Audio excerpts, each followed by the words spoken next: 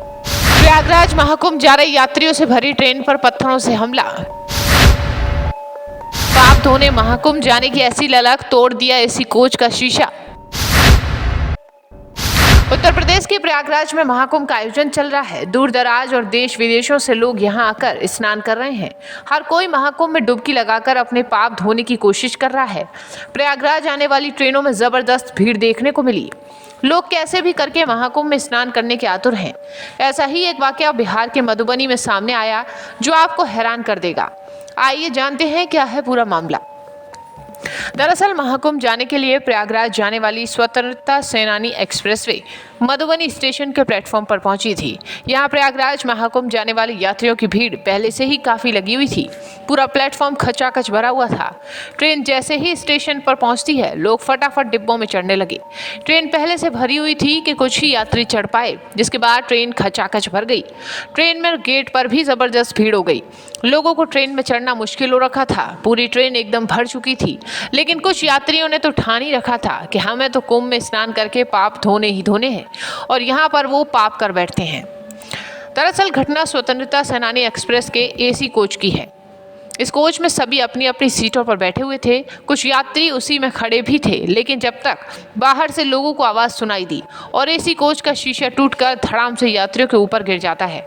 गनीमत रही कि किसी भी यात्री को ज़्यादा चोट नहीं आई।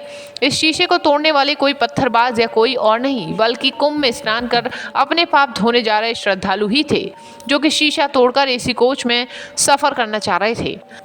लोगों ने एक हादसा कुंभ मेले में देख लिया, लेकिन उसके बावजूद भी सबक लेने को तैयार नहीं है। एसी कोच का शीशा तोड़ना किसी अपराध से कम नहीं हो सकता। शीशा लगने से कोई भी यात्री गंभीर रूप से घायल हो सकता था।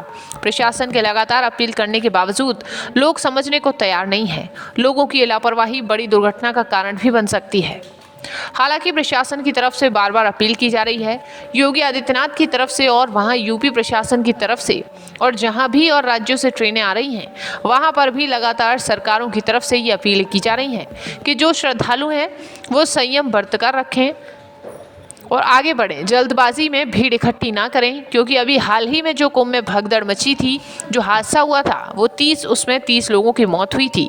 वो भी भारी भीड़ के चलते ही हुई, और अफवाह भी फैलाई गई कि भीड़ में भगदड़ मच गई है और ऐसी स्थिति दोबारा ना बन पाए, इसलिए योगी आदित्यनाथ से लेकर तमाम वो सरकारें जहाँ से श्रद्धालु कुंभ में जुटने के लिए आ रहे हैं, उनसे अपील की जा रही है कि आप आगे ना बढ़ें, क्योंकि जाम बहुत है, भीड़ बहुत लगी हुई है।